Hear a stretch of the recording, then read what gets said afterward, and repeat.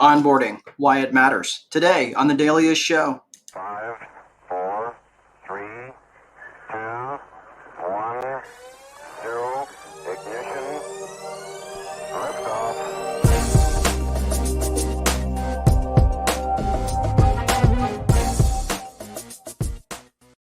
Hey everybody, welcome to the Daily Show, a show not just for rental housing providers, but anybody looking to get a little bit more white space on your calendar. Welcome to the Daily Show. My name is Mark Dolfini, your host and your coach for the next few minutes.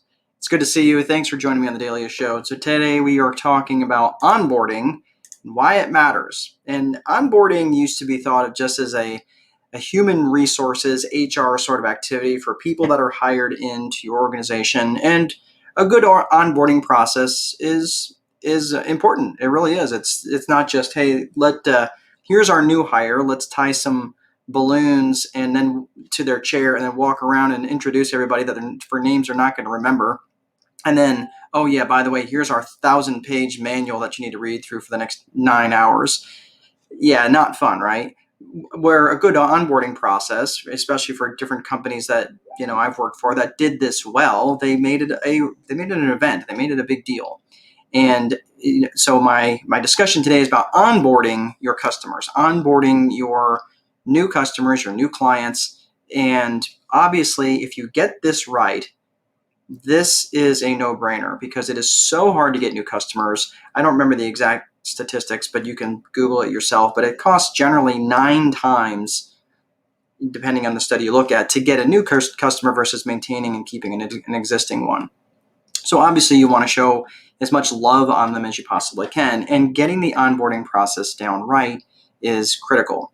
So keeping this, of course, in the spirit of real estate, because obviously I am the landlord coach, but obviously other business owners watch this, and onboarding is so incredibly important for your new customers. So I'll bring it into the realm of both to make it relevant to both types of industries. Whether you're in the rental business or real estate business, or you're in another type of business. So we'll start with the real estate side first. So what started me down this road was I saw a post in another forum a little bit ago about a guy who was really frustrated with millennials, right? Oh, these millennials, they don't know anything.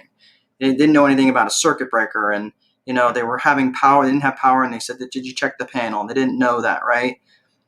I'm sorry, even though they didn't know what a circuit breaker was, that's on you. That's not on them, because you didn't onboard them. And if you typically have millennials that come to and rent from you, that should be part of your onboarding process. And you're thinking, well, they may not legitimately know how to use a fire extinguisher.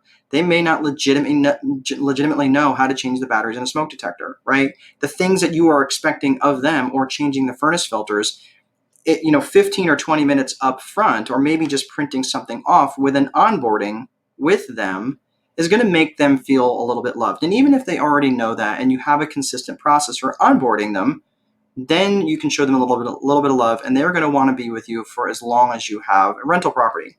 So for those of you who are students of mine who follow along in the Landlord cycle, right? You might remember the Landlord cycle. I think I've got that banner up here somewhere. So the Landlord cycle is right. Let me get out of the way here. So if you're looking up here, you'll see in the top left-hand corner of that is day 0, right? And day 0 is when you have $0. Let me scoot over a little bit. If day 0 is when you're making $0 because someone is handing you keys. Then it goes to day 1. Day 1 is when someone is handing you money and you are handing them keys. So that's really where you want to get from day 0 to day 1 as quickly as possible. Day 7, right? That's the last bubble there on the top right. With the that's the last day of the onboarding cycle. That's the onboarding process. Now, the onboarding again is where you're walking them through. You're checking in on them after a couple of days. Maybe they moved in out of the area and they don't really know what. They don't know the area. Maybe they need a chiropractor. Maybe they need a dentist. Maybe they need their car worked on, and they don't know anything about that.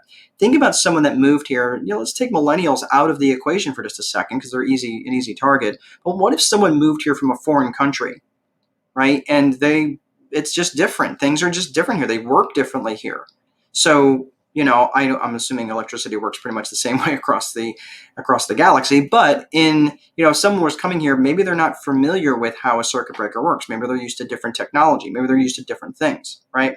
So onboarding your residents makes an awful lot of sense. Or let's look at how you might onboard a client. Let's say you're in the roofing business, and I think this is brilliant. One of my coaching clients does this, and I think it's so incredibly smart.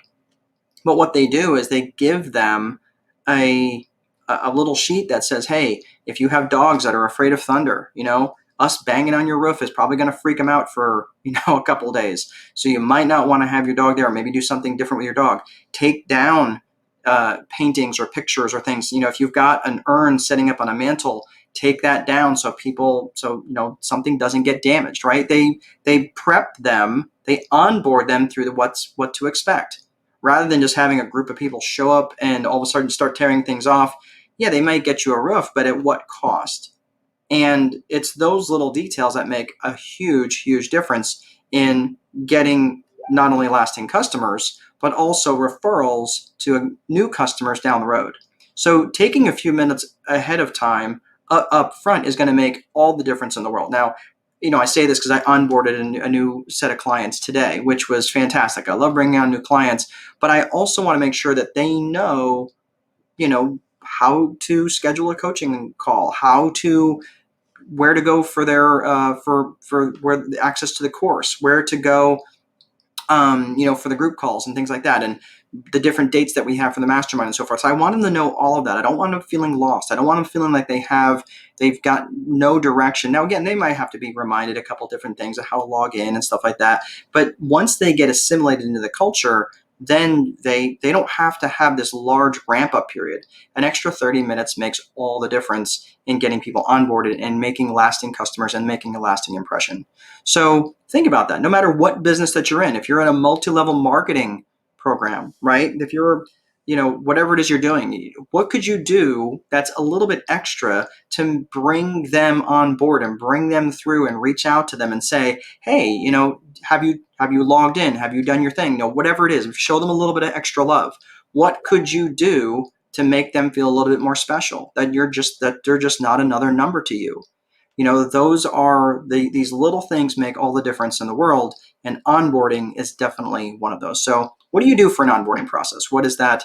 What is that for you, and what does that look like? So if you'd like to join I didn't actually put up my rolling ticker today. I forgot to do that. But if you'd like to join the discussion at the Time Wealthy VIP Lounge, you can head over. There's a link below in the show notes, which is one of our Facebook groups, it's facebook.com/groups/Time Wealthy VIP. You can go to that. Otherwise, if you'd like to reach out, you can go to landlordcoach.com and /connect if you'd like to schedule a call with me. No obligation or anything like that. It's just a chat session and just figure out how it is I might be able to help you, and if coaching is a good fit for you. So that's all I've got for today, folks. Please be sure to place a value on your free time, because if you don't, someone else will. But most important, there is no amount of money that will make time irrelevant. Have an awesome day. I'll see you guys next time.